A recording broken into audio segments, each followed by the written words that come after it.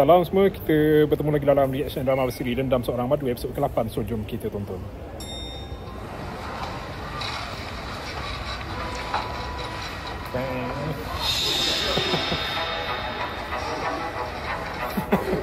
Kau pembunuh.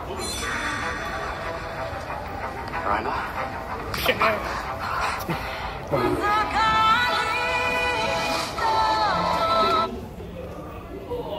Lembut je cara Rehana tanpa Faris.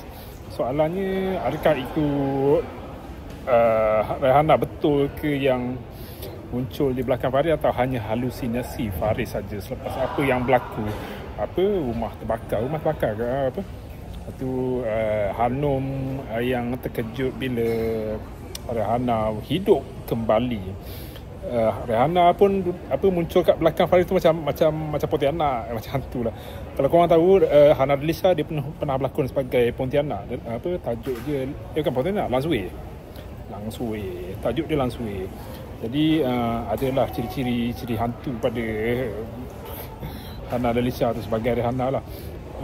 Tapi ni adalah permulaan kepada Rehana yang akan membalas dendam. Tapi cara dia tapi comel jugalah Rehana ni bila dia nak balas dendam pada Faris. Dapat penampar pula. Faris rindu Rehana ke? Okey. Itulah rasanya cara Rehana balas dendam tu belum lagi strong nampaknya. Tapi kita tengoklah macam mana apa lagi yang paling brutal dapat Rehana buat pada Faris, Hanum dan Izara ke keluarga diorang. Jumpa lagi.